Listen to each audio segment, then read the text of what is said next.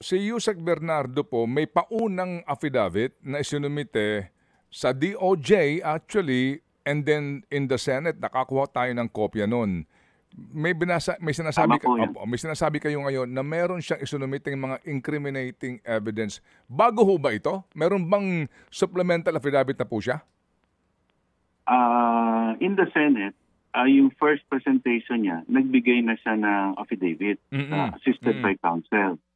And then we had a chance to talk to him in the DOJ before he returned to the Senate Blue Ribbon Committee hearing, and he executed a supplemental affidavit. But on top of this, we are still in touch with him. Alam niyo po, minsan hesitant po ang witness, ayaw po niyang bagiting kaagad-agad. But we continuously engage with him, and we believe there is more forthcoming evidence that will implicate those involved in this scheme, including politicians and other contractors. Okay, we don't want, naunawaan po namin ano po ang inyo pong pag-aagam-agam na maglahat talaga ho dito no, ng detalye. Pero ang klaro, meron siyang supplemental affidavit na. That's one. Tama po yun. Okay. And then, so far ngayon, kasi hindi siya naka-contempt sa Senado eh. Di po ba? Siya ay malaya sa ngayon, di po ba?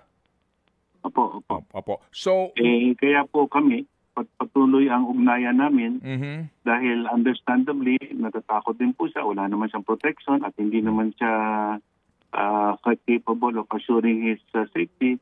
Kaya po pinoproseso namin yung possible admission niya. Right now, admitted naman siya at provisionally as a protected witness without according him any state immunity. Just to assure that his cooperation during the investigation. Ay, good to know, Yusek. So ngayon po, wala man pong senyales na nagbabago na siya ng tono? Hindi po. I have personally discussed the matter with him. I see him as a very vital witness. In fact, I see him as already expressing some remorse. That's a good sign po na he is willing to fully cooperate. Mga kapatid, brothers and sisters, saan ka pa? Dito na tayo sa totoo.